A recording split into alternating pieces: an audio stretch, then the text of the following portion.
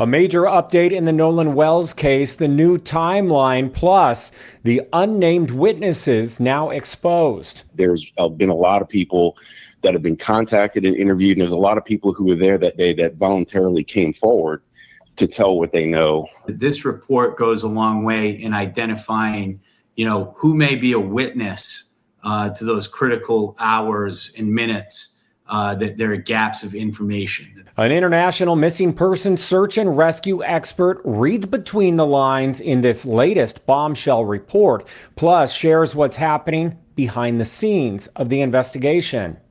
Thank you for being here. I'm Matt Johnson. Please hit the like and subscribe. This is Justice.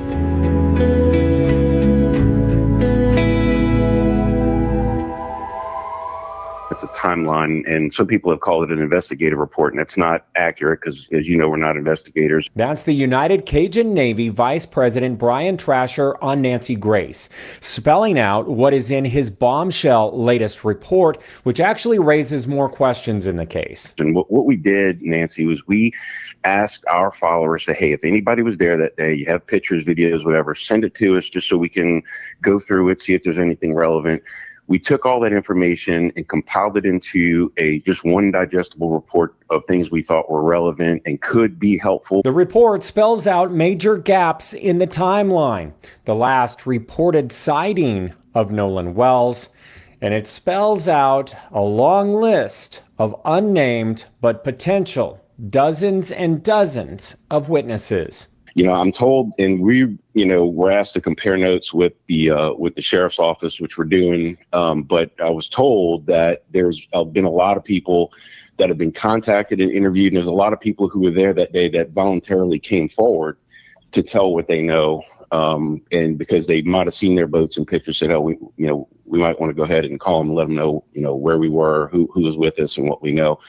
So I commend those people for coming forward because it's not always easy. Here to help break it all down, we have a very special guest. We have Brian Fitzgibbons, Director of Operations at USPA Nationwide Security and Investigations. You have led search teams not only in the United States searching for missing people, but around the globe.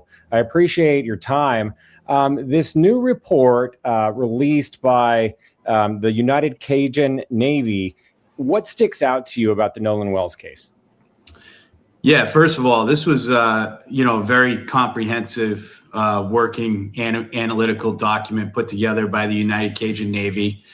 These guys have a ton of experience doing this type of work and put together a pretty remarkable work product here that I believe paints a picture for everybody, across the nation to see, what Horn Island looked like. What was the geography we were dealing with here? What was the dispersion of these vessels as they were parked up on the beach? And I think one other thing that I'll add, where it may help to answer some questions, is that this report goes a long way in identifying, who may be a witness to those critical hours and minutes that there are gaps of information. That this report really helps provide a framework to build that investigation off of. Yeah, because I think that that's really the heart of all of this, and the confusion and the misinformation is the timeline as it's unfolding, right? And we're trying to fill in the gaps. And what you're saying is that this new report kind of helps with all of that. What's not been disputed is the fact that, he was at his home on July 3rd with his family. July 4th, goes out on the boating trip, but it's really what happens after, say, 3 o'clock. I do have a little bit of an interview that one of the friends that was out there with him gave, and we'll talk about it on the other side. The last time I saw Nolan was 3 o'clock, and Nolan was cradling a girl in his arms, Katie, Katie. And Katie, Nolan was sitting there, and the last time I saw him, I looked at Nolan, and Nolan was like shaking his head, laughing. And I was like, dude, you crazy. I was like, just joking with him. And, but anyway, Nolan, that was the last time I laid eyes on him. But when we were leaving, obviously no one is getting left at the island that came with us. So we'll talk about Katie in the report, But this kind of starts to establish the timeline. And this is an eyewitness account from Warren Hudson. And this was on the Officer Tatum show on YouTube. If anyone wants to watch the full interview, that's a clip from it. But right there, I guess, as an investigator and as someone that has searched for missing persons and put together a timeline yourself, is this where you start? Yeah, I mean, hey, what we have here is, a key eyewitness. This is an individual that Nolan arrived to Horn Island with, and he's describing the final moments of their interactions upon departing the island. And I think it's important to note in this case, eyewitnesses to a missing person case like this, when there isn't a marked event, there weren't gunshots or there wasn't an explosion that happened, right? They weren't aware that Nolan was missing for quite some time after they returned to shore. So, this individual and the other witnesses were not aware that they were witnesses at the time. So it doesn't surprise me that there have been conflicting stories. This is actually to be expected, that eyewitnesses are going to remember times different. They weren't looking at their watch or their phone to annotate the last time you saw somebody. It would be concerning if every eyewitness had the same exact story in the same exact timeline. That would actually stand out as a red flag. So, the simple fact that he's describing this sounds just like any other group of young folks going out to have a good time. Hey, he wanted to stay back for some reason, and we wouldn't have left without him if we weren't sure he wanted to stay back. So around 4:30, he says that's when the boat was taking on water. That's when someone on the boat made the call, which I'll play for you. But in the same interview, he said this about trying to get Nolan on the boat. And this is again around the timestamp at around 4:30, according to his account. Nolan was sitting by the boat with that Katie girl, and my buddy yelled for Nolan, get on the boat. We're leaving. The boat's having issues. And no, he didn't say that, but he was panicking. Nolan, get the F on the boat. Get on the boat. And Nolan said, no, I'm staying out here. I'm going to ride in with somebody else. And it's not uncommon to hear, but it's not like my buddy asked him one time. My buddy asked Nolan multiple times to get on the boat. Nolan, get on the boat. Get on the boat. We're leaving. If you're coming, you got to come now. And Nolan made a decision to stay out on the island. I guess one of the big questions for a lot of people as they're, trying to search for answers in all of this, did he ever make it on the boat? So, and that's where this timeline is so critical, right? Because then you had TMZ posting this the other day, and it's from the same podcast, but it alleges to show the boat with 7 people on board, and Nolan is not on the boat, and this is around the time that the sea tow call is made. A new video that has surfaced in the Nolan Wells case that seems to support what we were told by sources directly with direct knowledge of the investigation, that after Nolan's friends left on their boat at 4:30, that Nolan remained at the island. And in fact, there was one report that claimed that he was there as late as 6 o'clock, still on the island. This new video it shows the boat that Nolan's friends were on when they left the island. This is the boat that Nolan arrived at Horn Island on July 4th. Same friends. 7 people, which is what we heard them describe on the call to the tow company. And they're all on the boat there. This is as they are trying to get it started. And there's no Nolan in sight. Right. I guess as an investigator, is your first step trying to establish that this is a real video and figure out what the timestamp of that video is? Or what would you be doing as an investigator? It looks like apparently came from sea tow, or was right around the time that call to sea tow was made. So I don't have any immediate reason to question the veracity of this video. But what does this video do is it corroborates the statements that have been consistently made by the other passengers of the vessel, that Nolan did not board the vessel to return back to shore with them. and that this is a piece of information that certainly attests to that statement that has been made. Now let me play the CETO call for you, and I'm going to ask you what sticks out about the call.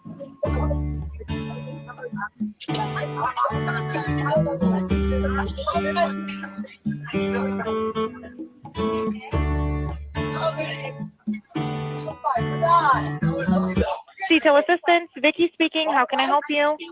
Hey, we're at the west tip of Horn, and our bilge pump stopped working. We're sinking. Can y'all please come? We have a membership. All right, of course. How far is the water coming up, sir? Can you give me a description? Ankles? What'd Hello? you say? Hey, Yes. How far is the water coming up, sir? it's coming up. We're just sinking. I don't know. Like we're going down there. All right, well, let's get you going. Membership number or phone number listed on the account, sir. Okay, first off, it doesn't sound like the caller is panicking at all. I know that some outlets have reported that it was a frantic call. I probably wouldn't use the word frantic. Your thoughts? Yeah, no, this is not a panicked or frantic call. You and I have heard many of those in any cases that we've analyzed and covered or investigated. This is a pretty calm call. He doesn't sound to be intoxicated to me, at least evidently. This is a pretty routine call. He's dealing with a serious situation. He's taking on water. This is a call to CETO, which is, not a 911 call. This is a call to a membership service that he can get assist, basically like a roadside assistance type call. This is a call for a membership-based organization that'll come out and give him that assistance while he's underway.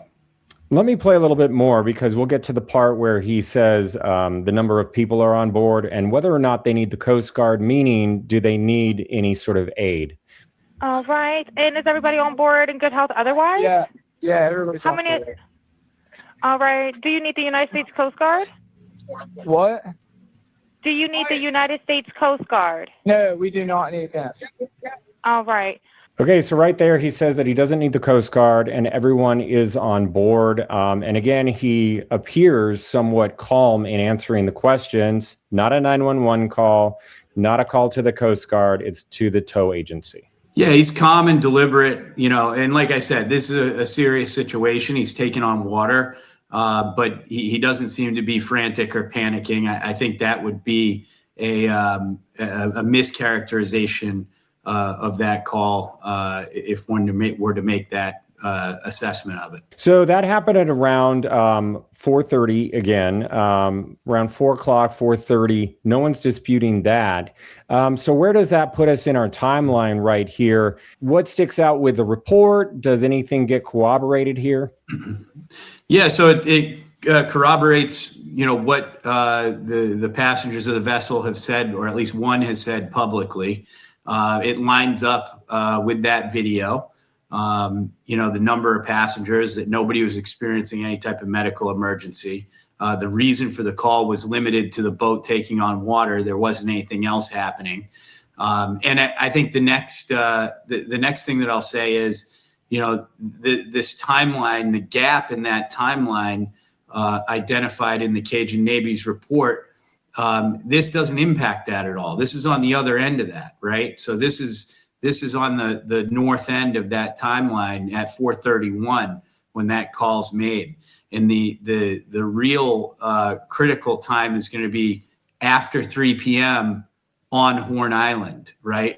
Who saw Nolan? Who was he with? Who is he staying with? Did he talk to anybody about going back with them?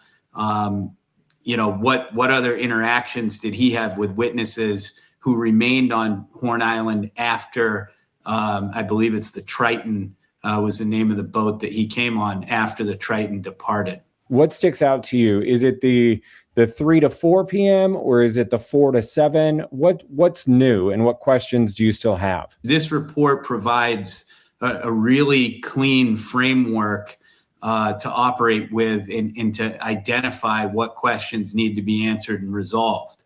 particularly in those time frames of where were witnesses, what other, social media posts can be scraped, and can we identify any other individuals who were there based on the photography presented and the timeline and geo coordinates. So I don't think that this report ever sought to, crack or solve the case per se, but it does provide a framework on where investigative efforts can be focused. Why do you think we haven't heard from more people that were on the beach area or in other boats, or from the girl that Nolan was allegedly hanging out with and possibly last seen with, this Caitlin?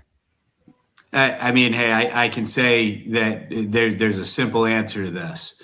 The tremendous amount of media attention and how divisive this case has become on social media is the clear answer, right? People are getting death threats.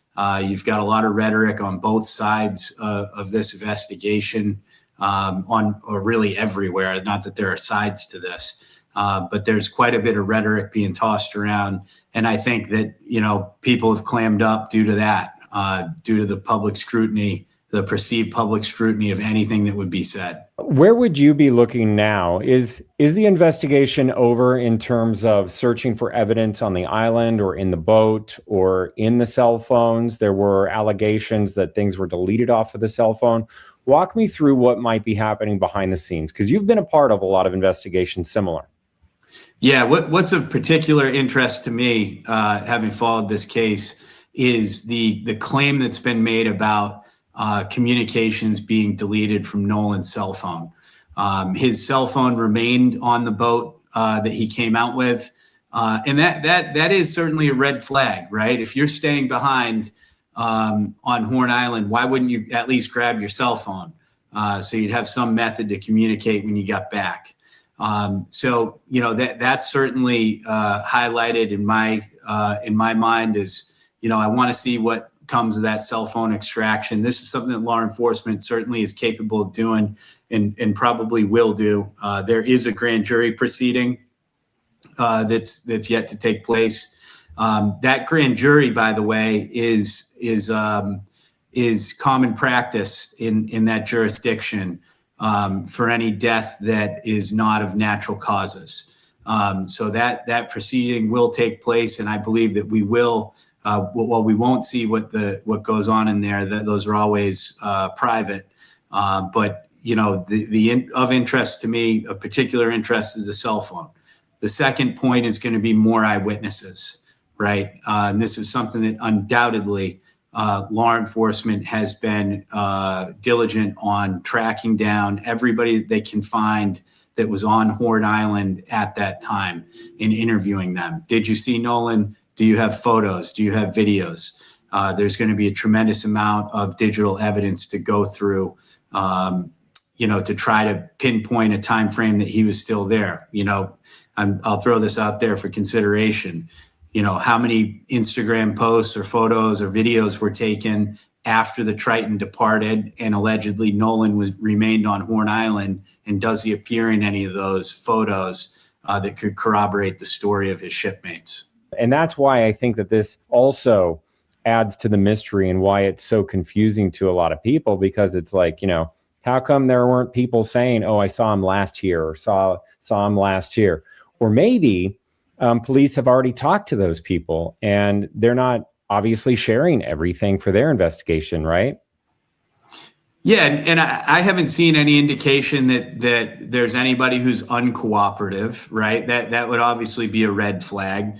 As far as we know, that the witnesses, particularly those that were on the ship with Nolan or on the boat with Nolan, have been cooperative, as have been others that were on the island. So, I think that a lot of conclusions have been jumped to in this case.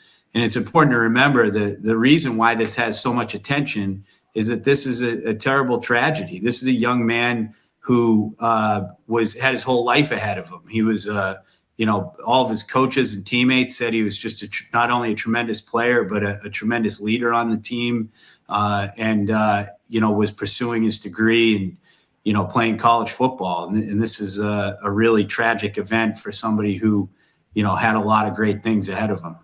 Yeah, it's absolutely just heartbreaking, and we do want answers. I find it fascinating that in that jurisdiction that the grand jury is common, because a lot of people, including journalists like me, we talk about it after there's already, quote unquote, a suspect or a person of interest, and then the grand jury is assembled for evidence against that person, whether or not to charge them, right? So I think that that's interesting in general, that's just kind of what they do. And it doesn't mean that they have someone of interest yet, even involved in all of that. The other question that I have that you may know, how come the autopsy is not being released yet? That's a question that I have as well. It could have something to do with this grand jury proceeding and that it's sealed until after that. And you have an independent autopsy was done. So there's been 2 autopsies in this case. One by the government, one conducted, I believe, and paid for by the legal team representing Nolan's family. So the matter of fact is we don't know why these have not been released. If I had to make a conjecture, it would be that there's something to do with that grand jury. Where is the evidence being reviewed, or where could there still be evidence? I guess that would be in devices on the boat, like the GPS and the coordinates and all of that, but then also the cell phone extractions. But how much are you really going to get from that if they're claiming that, it was applications like Snapchat, where some of that automatically gets deleted, from what I understand? Yeah, so you're at least going to be able to find out what happened with his phone once it was separated from him. So, taking the statements from the passengers on the Triton at face value, Nolan left his phone behind. The boat takes off. Nolan's still on Horn Island, right? Now, I'd be particularly interested to either refute or confirm the claim that there was an attempt to delete items from his phone after that time frame. So we have that window of when they left, that 3 p.m. to 4:30 with the CTO call. And those extractions, even if a message was deleted or unrecoverable, the Celebrite extraction that can happen on that phone will tell you, user actions. Was it logged into with a passcode? Was it logged in with Face ID? Was something deleted? All of those actions will be recorded in the log. Was this a botched investigation, do you think? I think it's too early to say that, right? When we don't have the immediate answers as the public that we want, we don't have answers to all the questions we want. It's easy to point fingers at law enforcement. There are certainly things that they're holding back as part of this investigation, and rightfully so. Should there be reason that there is some kind of nefarious thing that happened to Nolan, they can't show everything that's going on behind the scenes and every witness they've interviewed and every piece of evidence that they've collected. So, time will tell. I would say that I don't see anything standing out right now to say that this is botched in any way, but that's something that at this standpoint, at this time point in the investigation, it's impossible to say. Grand jury. We also talked about autopsy. What else might you be watching for? Yeah, grand jury, autopsy, cell phone being a big one, because if that claim is refuted, Nolan's phone wasn't nefariously interacted with it anywhere. There was an attempt to delete. There was not an attempt to delete anything. That answers a key question there, that there was no cover up happening, right? And then the next thing I would say is I'd be on the lookout for more eyewitnesses coming forward about, to either confirm or deny that Nolan remained behind on Horn Island after the Triton left. Well, our thoughts definitely go out to Nolan's family and friends. This is definitely horrific, no matter how you look at it. I really appreciate your time, Brian. Thank you so much. Thanks for having me, Matt. And we should note, I have reached out to Nolan Wells' family attorney, Benjamin Crump, and I have also reached out to his mom, Christine Wells, about the report. I have not heard back. I'll let you know if that changes. But here is what she had to say just a few days ago. This has been the most difficult time we have ever had. I want to tell you who Nolan was. Nolan was a God-fearing, God-loving child. He loved everyone. Today we are begging because I'm not too proud to beg. We are begging, if anyone knows anything, his friends, strangers, please call the hotline, because we will not be able to rest until we get answers. If you or anyone you know has any information in the case, there is a cash reward. Please call Crime Stoppers or your local police. And if you would like to learn more about the case, just head to the video section of this YouTube channel. And while you're there, please hit the like and subscribe and ring the bell for alerts, because I'll keep you updated on this case and others. In the meantime, take care of yourself, and I'll see you next time.